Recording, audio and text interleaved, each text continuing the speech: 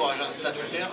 Donc c'est quelque chose qui est important pour nous. Ce qu'on voit et ce qu'on constate, et on était dans la bagarre en 2000 et en 2004 pour l'ouverture du marché, l'ouverture du capital d'EDF et GDF.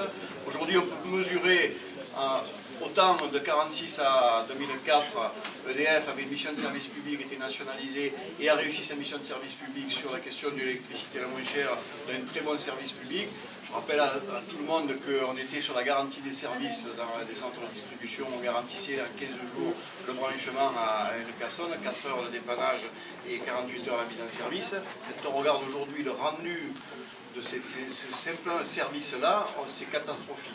Quand on y rajoute la casse de tous les services et l'augmentation de l'électricité, du prix de l'électricité et du gaz, nous on dit aujourd'hui l'ouverture à la concurrence, l'ouverture du capital et la dérégulation du système énergétique français, c'est une catastrophe. Il faut absolument revenir en arrière, c'est ce qu'on revendique.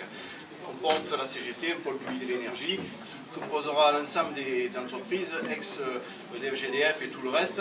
C'est une grande orientation, mais c'est aujourd'hui nécessaire si on veut que le pays tienne. Parce qu'aujourd'hui, on est dans une situation financière où EDF a pris un certain nombre de contraintes en tant qu'entreprise, grande entreprise nationale, ex-nationale. Le grand carénage pour la remise à niveau, le sauver Areva, sauver la filière nucléaire, payer pour le renouvelable, etc., etc. On peut en rajouter un certain nombre de choses comme ça. La loi Nommé qui donne à nos concurrents 25% de l'énergie qu'on produit au prix coûtant. On est quand même dans une dérégulation qui arrange certains et qui surtout n'arrange pas les usagers. Et ça, c'est une catastrophe, il faut absolument revenir en arrière. Dans ce démantèlement, ce qu'on constate aussi, c'est une casse du statut des électriciens et gaziers, des industries électriques et gazières, qui nous concerne tous, actifs, inactifs.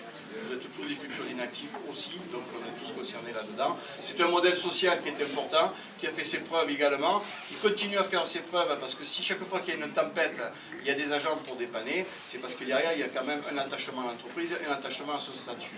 Casser tout ça, c'est aussi casser tout le service public à l'avenir.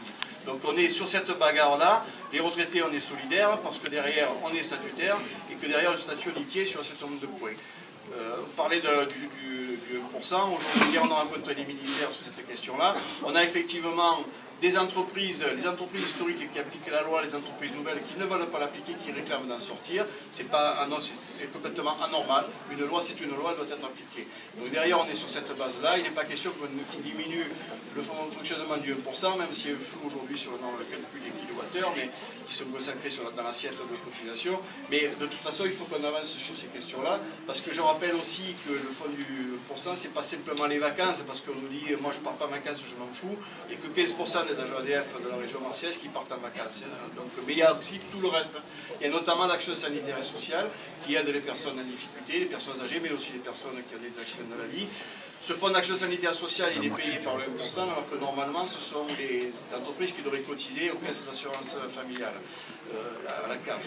Aujourd'hui, les directions n'ont jamais voulu cotiser depuis 1954 sur les CAF. Aujourd'hui, c'est nous qui payons. Donc, supprimer le fonds du 1%, c'est aussi supprimer, au-delà de ce qui est l'activité sociale, la question de la solidarité et de l'action sanitaire et sociale. Donc, aujourd'hui, ce modèle-là, il faut absolument qu'on le défende. Donc, vous sachez que les retraités, on sera présent systématiquement dans toutes les actions, on sera porteur de ces revendications-là, pour notre bien, mais pour le bien de tout le monde, parce que derrière, on n'a rien à gagner à continuer à déréguler le système énergétique français et à continuer à casser le statut. Alors, on a bien conscience que le statut des IEG aujourd'hui, par rapport au code du travail qui est attaqué, par rapport à l'ubérisation du travail, effectivement, mais le modèle social, il faut qu'il reste, on le laisse en pointe, il peut continuer à se battre là-dessus, donc on sera là, les retraités aussi pour ça.